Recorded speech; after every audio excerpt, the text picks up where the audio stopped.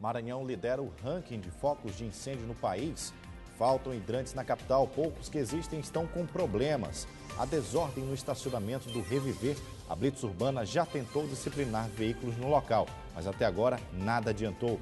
Policial mata assaltante no bairro de Fátima. E ainda, Partido Popular Socialista afirma que vai lançar candidatura própria nas eleições para governo do estado. Tudo isso e muito mais agora no Maranhão Acontece.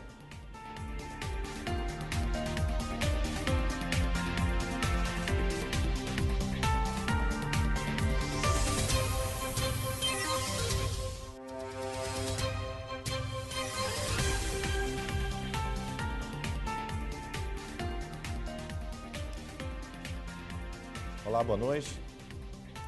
A edição de hoje começa com um ranking de focos de incêndio no Maranhão. O estado é o primeiro do país e as cidades mais críticas são Mirador, Fernando Falcão, Barra do Corda e Balsas. O mapa de monitoramento do Instituto Nacional de Pesquisas Espaciais mostra que dos 1.134 focos de incêndio do país, 539 estão no Maranhão. Esse levantamento é das últimas 12 horas registradas pelos satélites. O número chega a ser quase a metade de todos os focos do restante do país. As queimadas na região tocantina chegaram a reduzir cerca de 40% em julho, em relação ao ano passado.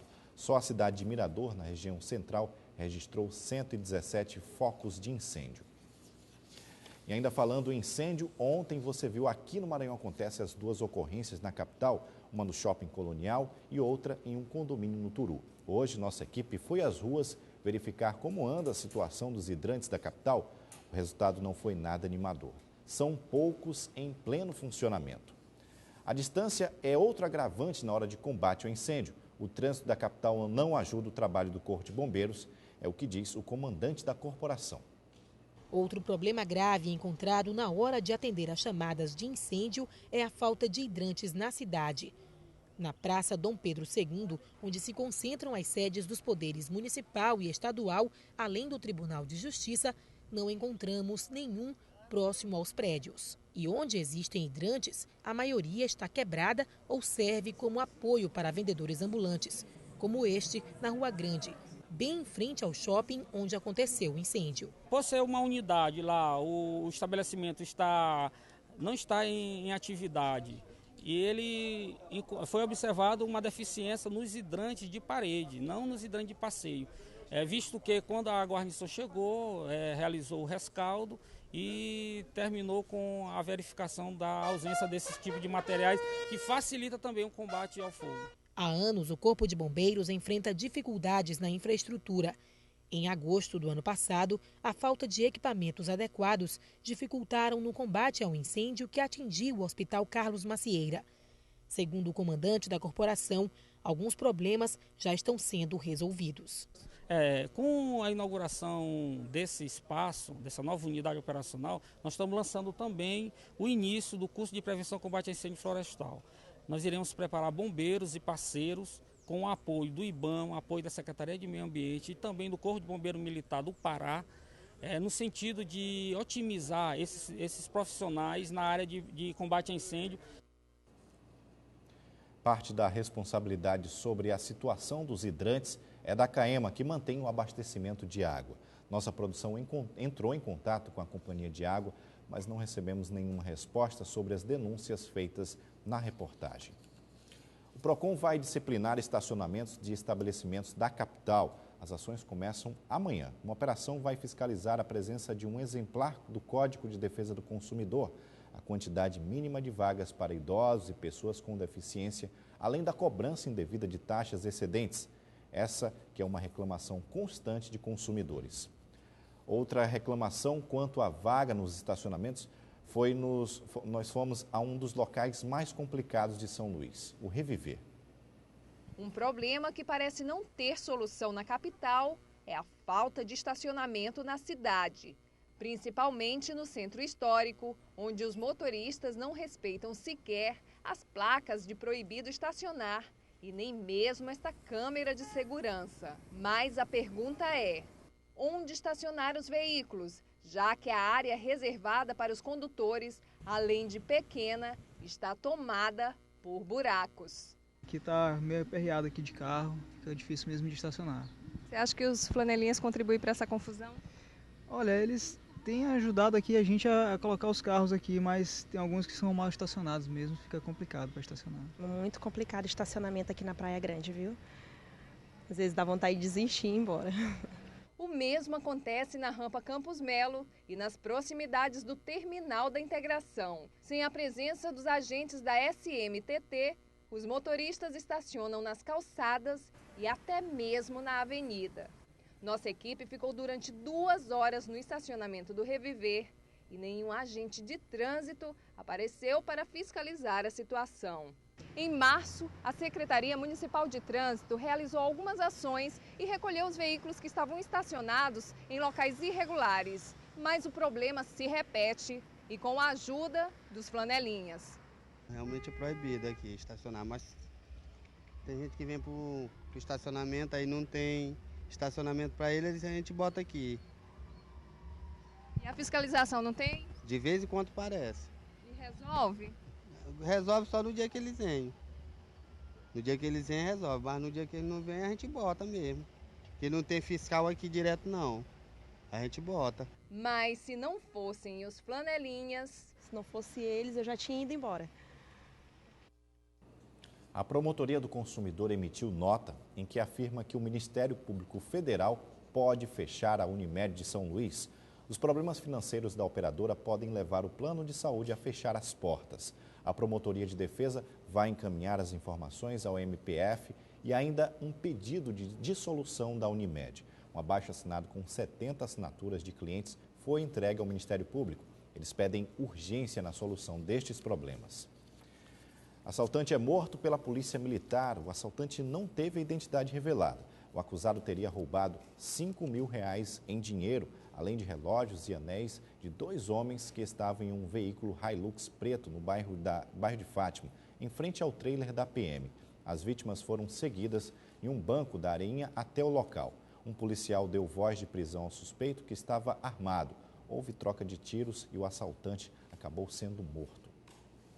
Veja no próximo bloco. No Parlamento Municipal, a audiência sobre transporte público da capital estava agendada, mas a secretária da pasta faltou. Você vai ver ainda. O diretório estadual do PPS afirma que vai lançar candidato próprio nas eleições de 2014.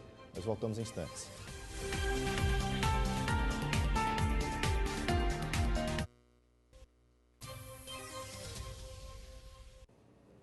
De volta e agora com os fatos políticos do Maranhão.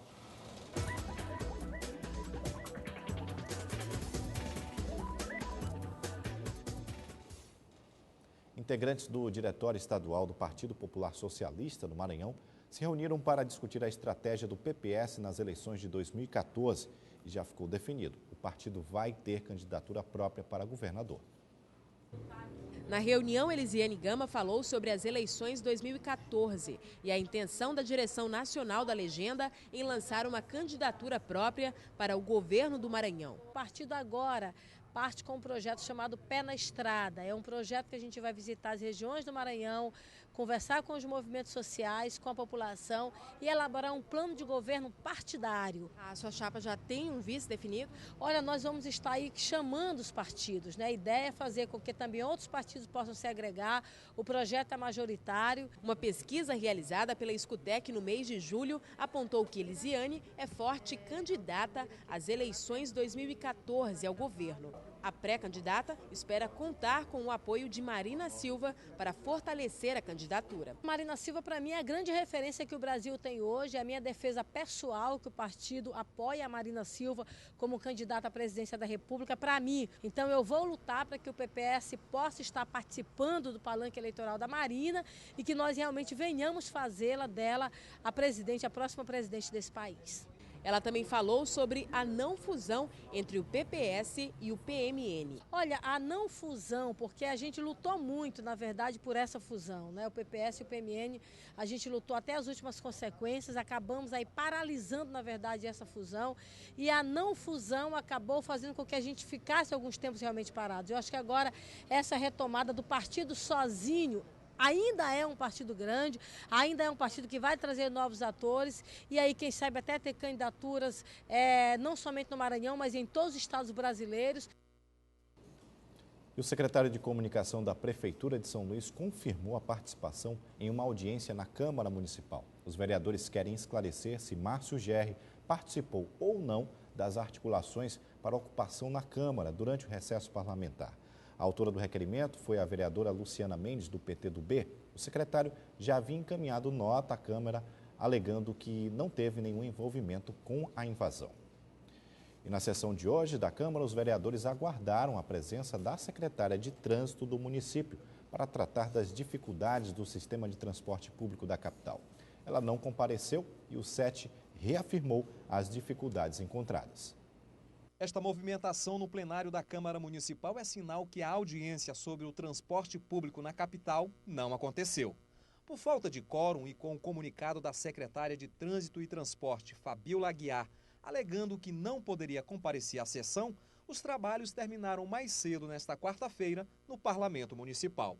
O diretor do Sindicato das Empresas de Transportes de Passageiros de São Luís compareceu à Câmara e, mesmo sem a realização da audiência, declarou que 1/4 dos usuários do transporte coletivo em São Luís anda de graça e isto desequilibra o sistema. Além da tarifa ser a mais baixa do Brasil, temos essa perda das gratuidades, porque nas outras capitais são só os idosos acima de 65 anos, aqui não, é de 60 a 64, é portador de HIV, é ostomizado, deficiente físico, deficiente motor, cego, enfim.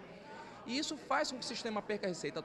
A vereadora Rose Salles disse que a secretária Fabiola Aguiar remarcou a audiência e declarou também que a Câmara está compromissada em discutir o transporte público. Questionada sobre a falta de vereadores na audiência, ela falou que só poderia discorrer sobre o seu mandato. Nós já tivemos audiência pública aqui sobre a mobilidade urbana, durou cerca de 9 horas. Hoje ficou adiamento, acho que porque ela mandou o encaminhamento da comunicação desde ontem para casa, talvez tenha sido isso, mas eu não posso responder pelo conjunto. Outro assunto que deve repercutir nos próximos dias aqui na casa é a CPI do Bom Peixe. O relatório final deve ser votado aqui neste plenário. O presidente da CPI, o vereador Pedro Lucas Fernandes, disse que os membros cumpriram o seu papel. Agora o relatório, após aprovado aqui, será encaminhado ao Ministério Público e eles vão acompanhar. Eu digo que a CPI trouxe um objeto, não é? Uma resposta, um produto, não é? A Sociedade Ludovicense. Apresentou os nomes dos envolvidos, juntamente com os crimes, né, que ele foi cometido. Agora, cabe o Ministério Público, o Judiciário, né, com mais instrumentos, aprofundar a investigação. O ex-presidente da República e do Senado, José Sarney, deixou a unidade semi-intensiva do Hospital Sírio-Libanês em São Paulo. As informações foram repassadas pela governadora Rosiana Sarney, que afirmou que o quadro de saúde do pai deixa toda a família mais tranquila. Sarney, de 83 anos, foi internado no dia 28 de julho aqui em São Luís e já esteve durante 5 dias na UTI em São Paulo. No último boletim médico, divulgado no dia 7 de agosto, o senador José Sarney foi diagnosticado com dengue aguda e apresentou quadro de pneumonia bacteriana. E a partir de amanhã acontece a Conferência Municipal de Saúde de São Luís com o tema Gestão Participativa, um desafio para o SUS. Para falar sobre o assunto, converso com Marcos Pacheco, superintendente de Educação em Saúde da CEMUS. Boa noite, seja bem-vindo aqui ao Maranhão Acontece. Agora, esse tema acontece no meio de vários casos envolvendo a saúde municipal, a saúde estadual também. O que se propõe essa conferência que acontece amanhã? Bem, a conferência, na realidade, ela é uma tentativa permanente, porque essas conferências elas acontecem a cada 3 anos, de melhorar a inserção da participação popular na gestão do sistema SUS, tanto do sistema municipal como do sistema estadual. Nós temos as conferências municipais, estaduais e as nacionais, como temos de todas as políticas públicas de uma maneira geral. No caso específico da nossa, a ideia, neste momento, é a gente fortalecer a participação social, o controle social dentro da gestão do SUS, aquilo que a gente chama de gestão estratégica e participativa. Agora, de que forma essa população vai poder participar, vai poder estar ativamente colaborando com o trabalho da Secretaria Municipal de Saúde, através de que forma ela pode atuar nessa conferência? A conferência ela é um momento que você congrega aquilo que a gente chama de conselheiros de unidade, né? Todas as nossas 92 unidades de São Luís, isso inclusive é um caso interessante, porque poucas capitais têm isso, nós temos conselhos gestores nas nossas unidades. Então, as unidades elas têm um diretor administrativo, elas têm um diretor técnico e tem também um conselho gestor. Nesse conselho gestor, que ele é paritário, participam pessoas da comunidade, usuários do sistema, trabalhadores e representantes da gestão. A conferência é um momento que a gente junta todos esses conselheiros e também o público em geral. A conferência ela é aberta a qualquer pessoa, é uma grande audiência pública, mas ela é basicamente para fortalecer a participação desses conselheiros na gestão da unidade. Agora, dentro das atividades que começam amanhã, o que a gente poderia destacar? Vai haver uma participação, inclusive eu vejo na programação, de um conferencista de Brasília. Sim. Por que uma pessoa de Brasília vem colaborar com o São Luís? Nós vamos ter a honra, foi bom você ter lembrado isso, nós vamos ter a honra de receber aqui conosco a presidente do Conselho Nacional de Saúde, que é a autoridade máxima no Brasil em termos de controle social. Apenas para lembrar os telespectadores também, hoje o sistema SUS ele é feito a partir daquilo que a gente chama de conselhos. Então tem o Conselho Municipal de Saúde, o Conselho Estadual de Saúde e o Conselho Nacional de Saúde. E esses conselhos, por lei, por determinação legal e constitucional, eles têm que participar na gestão do sistema. E nós vamos estar recebendo amanhã a doutora Maria do Socorro, que é conselheira e presidente do Conselho Nacional de Saúde. Agora, doutor Marcos Pacheco, com relação a fatos concretos, né? Muito se discute, muitos problemas nós temos para resolver, a população veio às ruas no começo aí dos meses. De que forma a SEMUS está se preparando para apresentar resultados concretos? Na realidade, Hugo, nós temos um problema que é o que a gente chama de regulação médica. Hoje, o município de São Luís, ele só tem estrutura para atender aproximadamente 1 milhão de pessoas e mais aqueles casos que não são casos comuns, que são casos que a gente chama de alta complexidade, que para cá venham porque não tem nos seus municípios de origem condições de fazer isto. E hoje, efetivamente, o município acaba tendo que suportar uma demanda muito maior do que 1 milhão de pessoas para atender. Eu digo dentro de uma estrutura de acolhimento desses pacientes. Então, assim, hoje era para o município de São Luís atender a sua atenção básica, a sua população. E o que não é a sua população, só média e alta complexidade. Mas mais da metade do que nós fazemos aqui é atender baixa complexidade de municípios que nós não deveríamos estar atendendo. Esse problema não foi solucionado com inaugurações pelo interior do estado de hospitais do governo do estado? Não. Houve, digamos assim, uma melhora, mas essa melhora foi muito tímida para o tamanho do problema. Porque também, de uma maneira geral, a gente não vai resolver esse problema só inaugurando um hospital. Nós temos que levar médico para esses municípios e médicos com resolutividade. Vou dar um exemplo aqui para você bem rápido. Um paciente com pressão alta, quando o governo atende esse paciente, o governo gasta R$500 por ano. Quando esse paciente tem um derrame, o governo gasta com ele R$500 por dia. E isso, como é que eu faço com que esse paciente não tenha um derrame? É um médico atendendo ele uma vez por mês. Eu não preciso de um hospital para isso. Eu preciso de um médico que atenda esse paciente uma vez por mês para não deixar ele ter um derrame. Isso não precisa de um hospital. Precisa de uma boa atenção básica, postos de saúde que funcionem.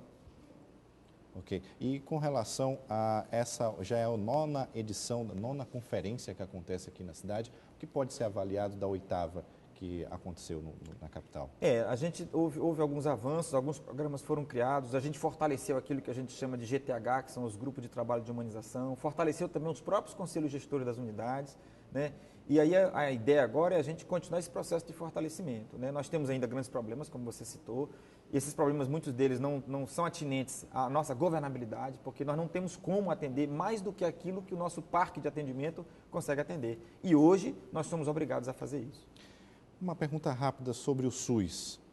Os repassos do SUS estão atendendo às necessidades do município? Não. Nós temos hoje um sistema subfinanciado. Eu não sei se eu conseguiria fazer essa conta rápido, mas para você ter uma ideia, um plano de saúde, ele cobra em média algo em torno de R$350 a R$400 por mês para um usuário que se inscreve nesse plano. Unimed, Golden Cross, um plano de saúde desse. E o plano ele dá consulta, internação, cirurgia e exames.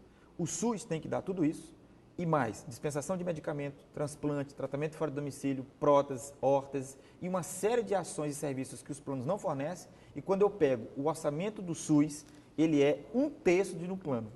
Então, como é que eu tenho um sistema que tem que dar mais e tem um orçamento que é 1/3 do que efetivamente os planos estão dizendo? Inclusive, os planos ainda estão reclamando que está ruim para eles. Então, imagina, nós temos um sistema subfinanciado.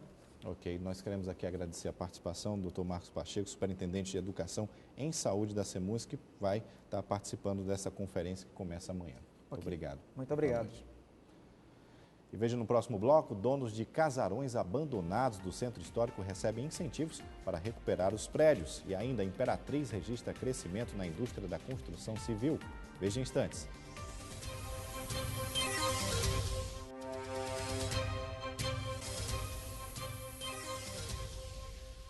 A polícia prendeu na noite de ontem, no Parque Vitória, Joelson Barros Costa, de 26 anos. Ele é suspeito de estuprar uma criança de 3 anos de idade. A mãe da criança informou que levou a filha para ficar na casa da babá, que é esposa do acusado. Ao buscar a menina à noite, a criança se queixou de dores e confessou à mãe que teria sido abusada sexualmente por Joelson. O caso foi registrado no plantão da Cidade Operária.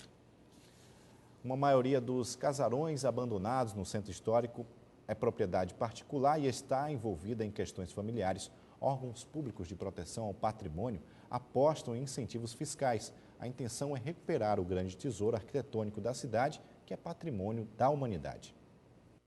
A realidade é antiga. Prédios históricos do centro de São Luís estão abandonados ou em condições precárias. Alguns desses imóveis são prédios tombados pelo patrimônio histórico, mas a maioria é de propriedade particular. Em alguns casos, o dono morreu e a casa ficou de herança. Alguns familiares nem moram em São Luís ou não têm condições de manter o prédio. Com isso, o abandono toma conta e os vândalos se apropriam dos locais. Um exemplo é este imóvel da Rua do Sol, em frente à Praça João Lisboa. Um prédio que chama a atenção pela beleza com os detalhes na parte superior. Mas o térreo, que foi descaracterizado para a instalação de ponto comercial, está tomado pelo lixo. Além de ser transformados em depósito de sujeira, os casarões antigos, à noite, também servem como abrigo para usuários de drogas ou bandidos, o que representa um risco para quem passa próximo a estes locais.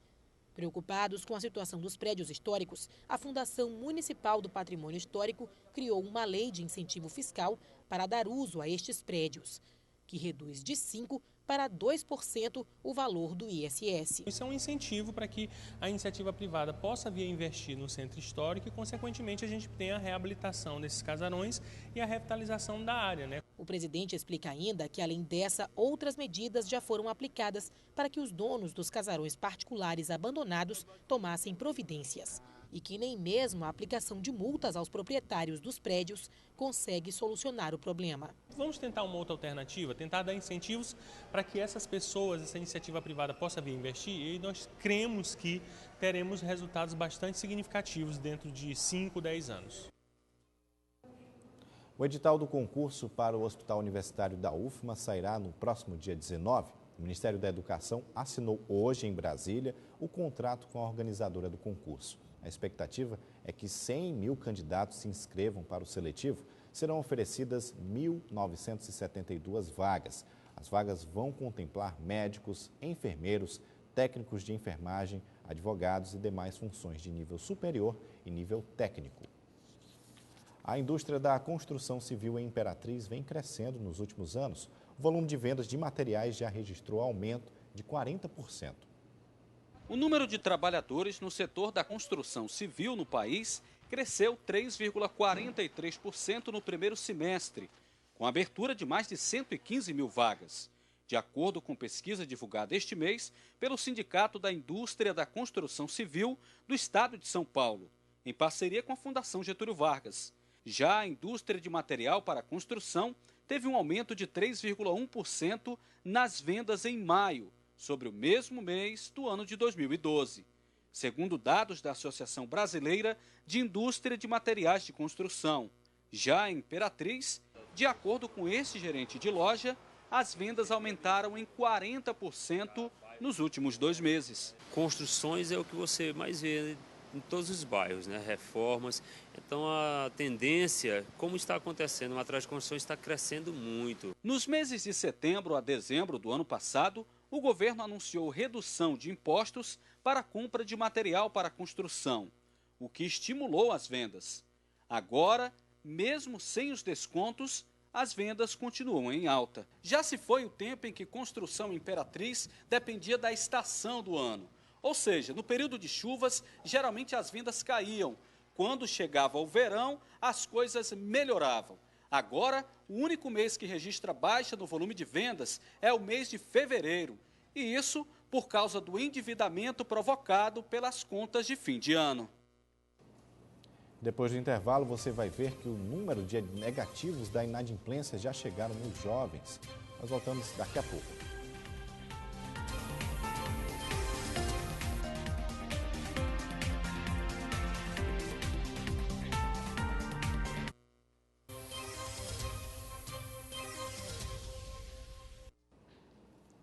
Estamos de volta e com o protesto dos agentes de saúde que aconteceu na tarde de hoje na capital, os trabalhadores fecharam a ponte do São Francisco, o que provocou confusão no trânsito. A manifestação dos agentes de saúde e endemias parou o trânsito na beira-mar. Muitos passageiros desceram dos ônibus e seguiram a pé pela ponte José Sarney em direção ao São Francisco. Quem não pôde seguir viagem ficou indignada. Olha, eu não sou contra a paralisação deles, mas desde que respeite o nosso direito. O meu direito de ir e vir, de vários cidadãos que estão aqui, eu tenho coisas para me fazer que estou deixando, porque eu estou vendo aqui a reivindicação deles, pode ser legal, mas e o meu direito de ir e vir fica onde? Quer dizer, eu sou obrigada a ficar nessa situação? Eu não sou. Segundo os representantes das duas categorias, os agentes estão em greve há 30 dias e há 6 meses negociam com a prefeitura um reajuste salarial. Continua como pauta de discussão o aumento salarial, o reajuste salarial dos agentes comunitários de saúde de acordo com o valor da portaria de 950. O prefeito fez uma proposta que foi rejeitada pelas duas categorias que estão aqui. A gente veio na segunda-feira tentar falar com ele, não fomos recebidos por ninguém. A nossa contraproposta também não houve uma resposta satisfatória, não houve nenhum tipo de resposta. Qual o objetivo? É a valorização do gestor público, é respeito que essas duas categorias, tanto os agentes de endemias como os agentes comunitários de saúde, não estão tendo valorização, respeito.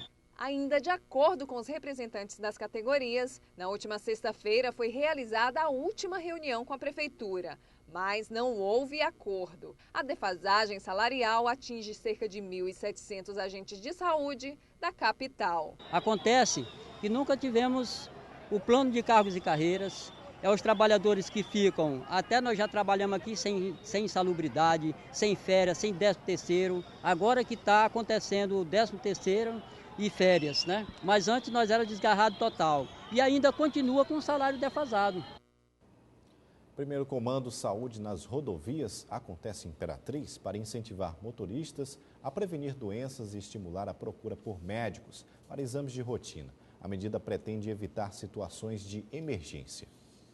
Sobre esse assunto eu converso com o inspetor da Polícia Rodoviária Federal em Imperatriz, inspetor Almeida Neto. Inspetor, primeiro, como é que vai funcionar todo esse trabalho desenvolvido para tratar exatamente dessas questões? Bom, essa é uma ação que está sendo desenvolvida pela Polícia Rodoviária Federal e pelo grupo SEST-SENAT. É o primeiro comando de saúde nas rodovias que será realizado aqui na região de Imperatriz neste ano. Nós tivemos um comando semelhante no ano passado, que obtivemos um bom êxito, né, na realização do comando, que serviu também para que nós pudéssemos ver a demanda da região. E, basicamente, o Comando de Saúde tem como objetivo a prevenção e educação, né, dos motoristas, sobretudo motoristas profissionais, a fim de que possam estar atentos para a sua saúde. Muito obrigado pelas informações. Conversei com o inspetor Almeida Neto, que é inspetor da Polícia Rodoviária Federal, aqui da Delegacia de Imperatriz. Voltamos com você no estúdio. O SPC Brasil divulgou um dado que merece atenção. O número de inadimplência no país aumentou, e principalmente entre pessoas que estão na faixa etária de 30 a 39 anos. Para comprar, o que não faltam são atrativos. Mais difícil mesmo é na hora de pagar. Uma pesquisa realizada pelo Serviço de Proteção ao Crédito, o SPC Brasil, mostra quem são os mais inadimplentes. A pesquisa é realizada mensalmente e consultou mais de 150 milhões de CPFs e apontou que a maioria dos inadimplentes são jovens entre 30 e 39 anos. Você é uma pessoa controlada com os gastos? Não. Nem um pouco? Nem um pouco. Não consigo me controlar. Tem que ter o controle das coisas. Não pode sair gastando à toa. Se gastar à toa, o dinheiro não vai dar para pagar. Aí vai ficar devendo. 23% dos cadastros negativos concentram-se nos consumidores com essa faixa etária. Segundo o superintendente da FEComércio, nessa idade, as pessoas estão constituindo família e assumindo novos compromissos, como aluguel, água e luz. Eles acabam contraindo essas dívidas por conta dos cartões de crédito. Não havendo um planejamento específico na sua vida, eles acabam que gastando mais do que podem, né? Excedem o limite do que podem gastar e acabam que, muitas das vezes, acumulando dívidas, renegociando com cartão de crédito, e isso vai se transformando numa bola de neve, porque é uma conta que cada vez mais vai crescendo. A pesquisa também mostrou que, em segundo lugar, vem os idosos com mais de 65 anos, com 22,28%. E, em terceiro lugar, ficou a faixa etária de 40 a 49 anos, com participação de 16,38%. As dívidas possuem valores acima de R$ 500. Quanto ao gênero dos consumidores, houve um equilíbrio entre homens e mulheres. O superintendente da FEComércio dá algumas dicas para que os consumidores tenham mais controle com os gastos. Tudo na vida tem que se planejar, e assim também, principalmente com orçamento. Quando você planeja a sua vida, de fato você sabe até quanto você pode gastar no cartão de crédito, até quanto você pode gastar até com o próprio dinheiro que você saca do banco. Então, está planejando para que, de fato, não exceda aquilo que você pode pagar. E ainda falando de números e da economia, o índice do clima econômico no Brasil ficou em 3,8 pontos em julho deste ano, o terceiro mais baixo da América Latina entre 11 países pesquisados. Só ficamos na frente da Venezuela e da Argentina.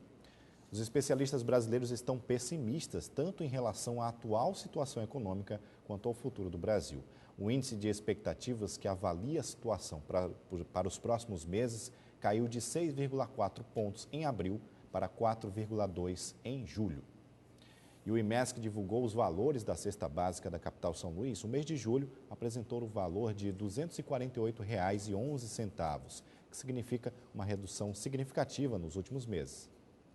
Segundo o valor calculado pelo IMESC no mês de julho para São Luís, a cesta básica fechou em R$ 248,11, apresentando o segundo menor preço entre as 18 capitais pesquisadas pelo Departamento Intersindical de Estudos Socioeconômicos, ficando atrás apenas da cidade de Aracaju, com R$ 239,36. Entre os itens que reduziram os preços estão o tomate, com 14,4%, a farinha, com 11,8%, o café com 1,6%, o açúcar com 1,5% e, por fim, o arroz com 0,5%. Apesar da desoneração, a cesta básica ainda compromete grande parte da renda do trabalhador que recebe apenas um salário mínimo. Levando em consideração uma carga horária de 220 horas mensais, um trabalhador deveria elaborar 80 horas e 30 minutos para obter o montante equivalente ao valor da cesta básica. Com isso, sobraria apenas 63,4% do valor do salário para outras despesas, como habitação, vestuário, lazer, entre outras necessidades. Considerando pesquisas anteriores, esse comprometimento da renda poderia ser bem menor. Acredito que a tendência é de queda, porque houve, nessa última década, houve um ganho bastante significativo dos trabalhadores, porque se você pega, por exemplo, no ano de 2000, essa cesta básica ela representava 56% da renda do trabalhador, quer dizer, mais da metade do que o trabalhador do salário mínimo ganha, ele comprometia só com o que eles chamam de ração mínima essencial de subsistência, que diz o decreto. Quanto à pesquisa onde São Luís apresenta a segunda cesta básica mais acessível do país, a justificativa para a baixa dos preços ainda é desconhecida pelos especialistas. É difícil explicar até, porque nós estamos aqui na ponta da linha em termos de transporte, né? Parte significativa dos produtos que a gente consome vem aqui do Ceará, da Bahia, etc. tá?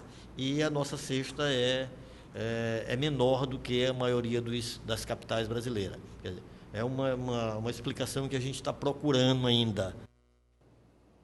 Confira agora o que acontece amanhã.